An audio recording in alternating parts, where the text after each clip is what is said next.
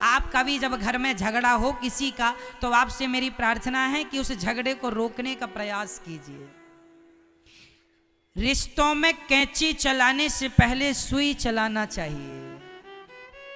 कैंची चलती है तो क्या होता है, एक का दो, और सुई चलती है तो दो का हाँ। रिश्तों में कभी कैंची ना चले, रिश्ते में जब चले सुई बन करके जोड़ने का काम करना है, कैंची बन के तोड़ने का काम।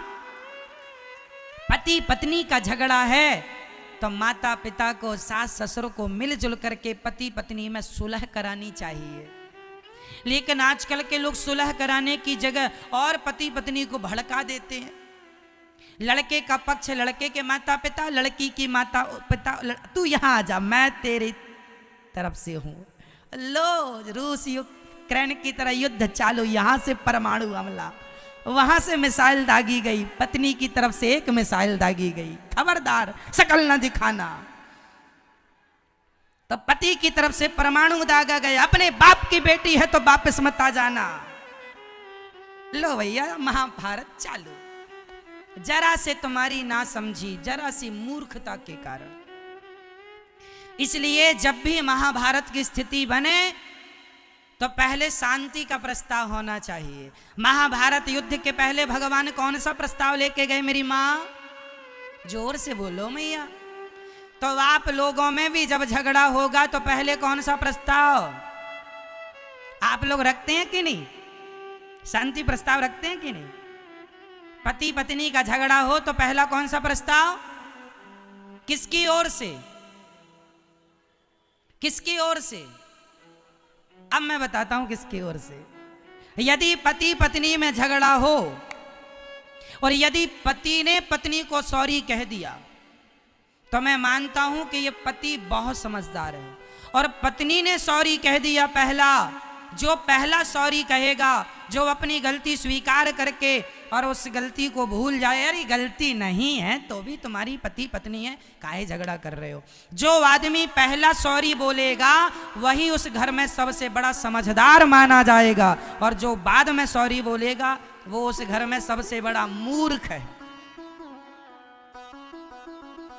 अब बताओ, लड़ना झगड़ना अच्छा है कि शांति के प्रस्ताव से जीवन भर रहना अच्छा है?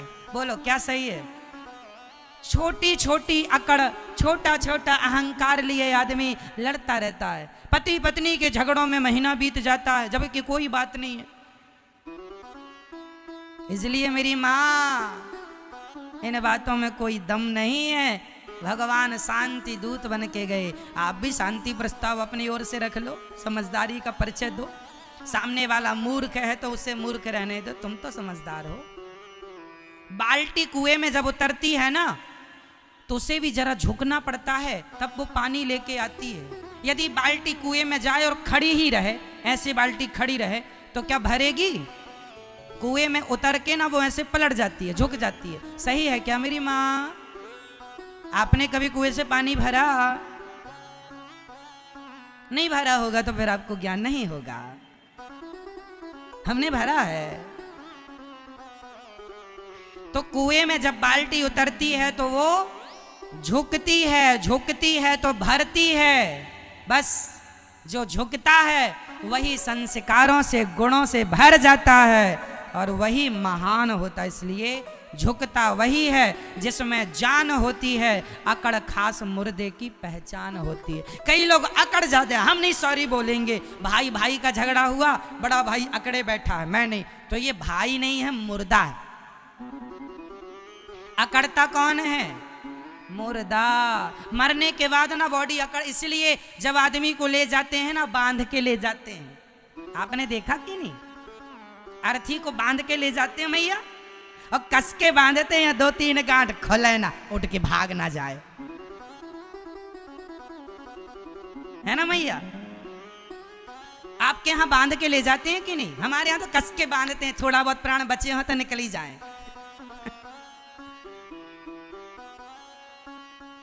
तो रस्सी से कस के बांधते हैं। काहे बांधते हैं? अकड़ू है ना, बड़ा अकड़ू, अकड़ मुर्दा अकड़ जाता है, पड़ा पड़ा बैठ जाए ऐसे इसलिए बांधते हैं। समझो, अकड़ तो मुर्दों में होती है, अकड़ तो जोर से, अकड़ तो मुर्दों में होती है। आप जिंदा हैं इसलिए झुकना सीख लो, जिंदा ही झुक सकता है। अकड़ तो मुर्दों की पहचान होती है। जीते जी अकड़ा तो ये वो मरा मुर्दा है, ये जिंदा मुर्दा है। इसलिए अकड़ नहीं। अच्छा, मुर्दे के संग बहुत सारी चीजें सीखने जैसी है। सुनो, हमारे यहां जब मुर्दे को ले जाते हैं ना तो रास्ते भर बतासा, कहीं मुरमुरा, कहीं मखाने। किसी क्षेत्र में बतासा फेंकने की परंपरा है, कहीं मुरमुरा और कहीं मखाना। आपके यहाँ भी इनमें से कोई एक ही परंपरा होगी। मुर्दे को ले जाते हैं तो संग में क्या फेंकते जाते हैं? जब बोलते ना राम नाम सत्य है तो पीछे से मुर्दे के ऊपर मखाना या मुरमुरा, मुरमुरा मतलब भेलपुरी जो बनती है ना उसकी कुछ, वही मुरमुरा होता है, चावल का बनता है। मखाना भी या बतासा। आपके यहाँ क्या फेंकते हैं? बतासा फेंकते हैं, मखाने फेंकते होंगे। चलिए, कुछ भी आप समझो, सब जगह की अपनी अपनी मान्यताएं परंपराएं, पर फेंकते जरूर है। एक सज्जन ने हमसे पूछा, महाराज जी ये मुर्दे के संग बतासा क्यों फेंक रहे हैं, मखाना? तो तीनों का गुण एक सा होता है। सुनो, मखाना भी फूला होता है, फूला ऐसे। मखाना मुंह फुलाए रहता है कि नहीं? और बतासा भी फूला होता है, उसको ऐसे मारो तो पिस जाता है, फूला रहता है बतासा। और मुरमुरा भी ऐसे ही फूला रहता, मुरमुरा। चलिए, तो मुर्दे के ऊपर ये इसलिए फेंके जाते हैं, दुनिया वालों देख लो, सारी जिंदगी ये भी फूला फूला घूम रहा था। एटीट्यूड, अहंकार में फूला, मैं ये, मैं वो, मैं फलाना हूं, मैं डिमका हूं, मेरे पास गाड़ी बंगला। और अब देखो कहां गई इसकी अकड़। अब बोल, पड़ा है, अब बोल, कुछ नहीं बोल रहा, पड़ा। तो जैसे मखाना पिचक गया, मुरमुरा पिचक गया, बतासा पिचक गया, ऐसे इसका घमंड भी पिचक गया। देख लो दुनिया वालों, करो तुम भी घमंड, तुम्हारा भी फेंका जाएगा एक दिन। बतासा वो भी पिचक जाएगा। तुम्हारा घमंड ज्यादा दिन का नहीं है, इसलिए अभी मिटा दो। सही है। एक चीज और फेंकी जाती है मुर्दे के ऊपर, पैसा। हमारे यहाँ सिक्के फेंकते हैं, 2 रुपए, 5 रुपए, 1 रुपए। पहले चवन्नी और पहले पंजी फेंकी जाती थी। किसी ने कहा, भाई साहब ये मरे आदमी के ऊपर पैसे क्यों फेंके जा रहे हैं? कारण है, मुर्दे के ऊपर ना पैसे फेंके जाते हैं। 10 रुपए का सिक्का, 1 रुपए का, 2 रुपए का। क्यों फेंका जा रहा है? अरे भाई मुर्दे राम, मुर्दे उठो।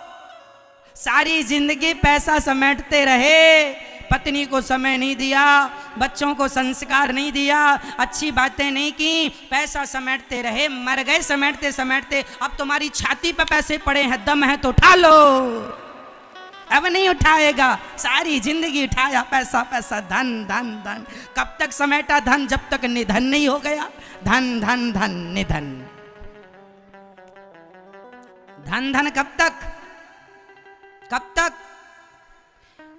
रोज आया धन धन धन धन, आखिरी में आया निधन।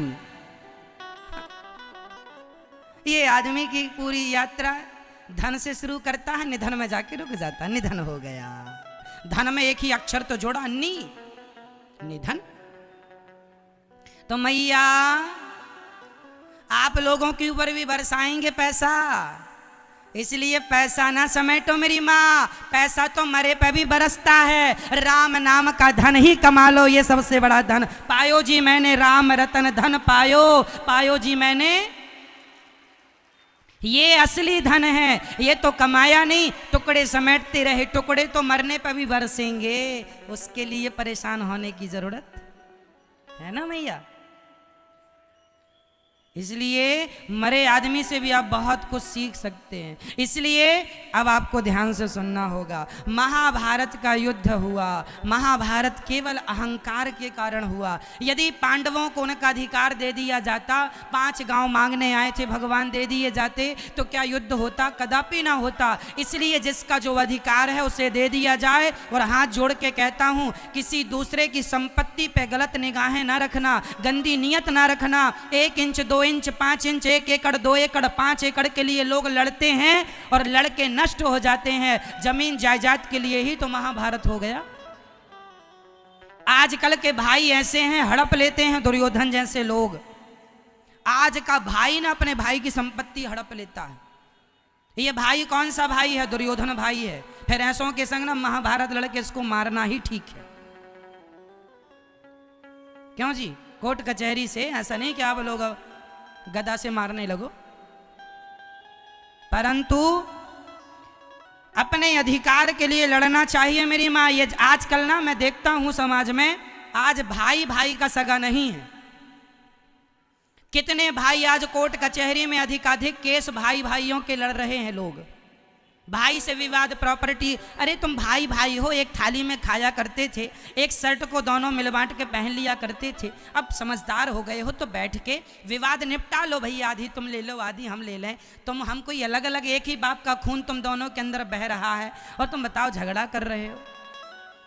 कोई विवाद नहीं है, फिर भी जरा सी समझदारी आ जाए तो कोई झगड़ा ना हो, और नहीं तो फिर तुम महाभारत तो लड़ ही रहे हो। युद्ध तब होते हैं जब समझदारी नहीं होती। यदि दुर्योधन ने जरा सी समझदारी दिखाई होती तो महाभारत की नौबत स्थिति ना उत्पन्न होती। इसलिए समझदारी या तो आप दिखाएं या तो हम दिखाएं, दो में से एक को समझदार होना पड़ेगा। या छोटा भाई समझदार हो जाए कि चल भैया तू ले लिया है, 2-4 इंच दबा लिया, कोई बात नहीं।